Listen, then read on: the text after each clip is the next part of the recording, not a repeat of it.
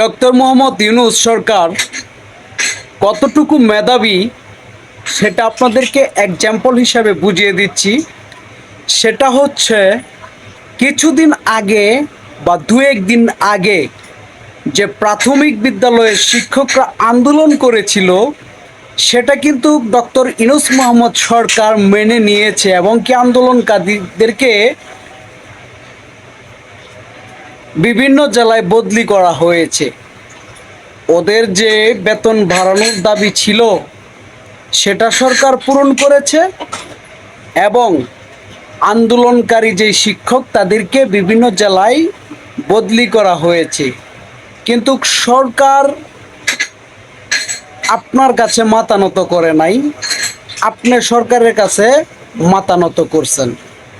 যার যতটুকু যোগ্যতা অনুযায়ী কিন্তু বাংলাদেশ সরকার বেতন দেওয়া হয়, সেই সরকারের সাথে যদি জনগণ খেলতে যায় অযুক্তিপূর্ণ কোনো কিছু নিয়ে, তাহলে তাদের অবস্থা এরকমই হবে। আপনি গ্রাম থেকে গ্রামের স্কুলে মাস্টারি করতে পারতেন, এখন আপনাকে আপনি যে জেলায় ছিলেন এই জেলা থেকে অন্য জেলায় আপনার ট্রান্সফার করা হয়েছে। এখন আপনি যখন বিভিন্ন জেলা থেকে আপনার বাড়িতে আসবেন, তখন আপনার বেতনের টাকা কিন্তু গাড়ি ভাড়া দিতে হবে, বাসা ভাড়া দিতে হবে, দূর থাকতে হবে। আগে নিজের বাড়িতে থাকতেন, এখন ঠেলাটা বুঝবেন। আগে যে বেতনটা পাইতেন বাড়িতে থাকিয়া, এখন যে বিভিন্ন জেলায় যায় চাকরি করবেন, সরকার তো বেতন বাড়াইছে, মাইনা নিছে, কিন্তু এখন থেকে আপনাদের লস হবে। ঘুরে গেলে যে আগে যে বেতন পাইতেন না, সরকারি একটা লেট অনুযায়ী বেতনটা, সেই বেতনের মাঝে থাকবে, এমনকি আরো বেশি আপনার খরচ যাইতে পারে। সরকারের টাকা আপনারা খাইতে পারবেন না, ঠিক আছে? আপনারা অযথা আন্দোলন কইরা এখন বুঝবেন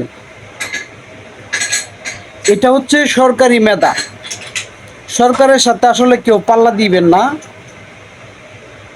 আর বর্তমান যে সরকার বসে আছে ওনার হিসাব ভিন্ন, ওনার হিসাব অন্য সরকার থেকে ভিন্ন। ওনার হিসাব হচ্ছে কি জানেন? নোবেল নিয়ে, নোবেল, যেটা বিশ্বের 12 জনের একজন ডক্টর মোহাম্মদ ইউনূস 2007 থেকে 6 থেকে 2008 সাল পর্যন্ত কি আপনাদের মনে আছে ডক্টর ফখরুদ্দিনের কথা? উনি কিন্তু বাংলাদেশ ব্যাংকের গভর্নর ছিল।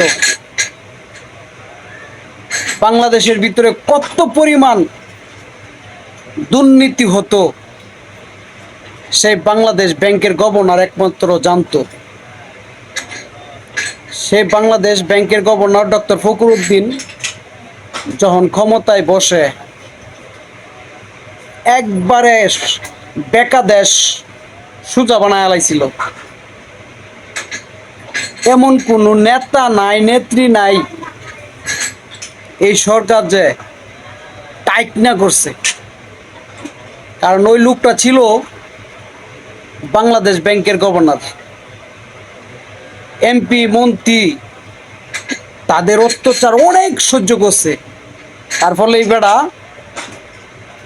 মনে হয় যে মিঠুন চক্রবর্তীর ওই ফাটা কৃষ্ণ ছবিটাও দেখছে, একবারে বৈশা মনে করেন পুরো দেশ সোজা বানায় আলাইছে। জানি না ডক্টর মোহাম্মদ ইউনূস সাহেবের কতটুকু আমাদের প্রতি টান, আমাদের জন্য কতটুকু করে যাবে, সেটা আসলে একমাত্র আল্লাহ জানে। আর ডক্টর মোহাম্মদ ইউনূস জানে যে আমাদের বাংলাদেশ নিয়ে ওনার কি পরিকল্পনা, বা উনি ওনার যত সর্বস্ব ক্ষমতা আছে সবটুকু দিয়া উনি দেশকে কতটুক আগায় নিতে পারে সেটা আল্লাহ জানে, আর ডক্টর মোহাম্মদ ইউনূস স্যারে জানে। তো আর কি কমু, কোয়ার তো কিছু নাই। আমরা শুধু চাই একটাই, সাধারণ মানুষ যারা, অন্ততপক্ষে আমাদের দেশটা ভালো থাকুক, দেশের জনগণ ভালো থাকুক, যে যেখানে আছে নিরাপদ থাকুক, মা বোন সবাই ভালো থাকুক। আল্লাহ হাফেজ।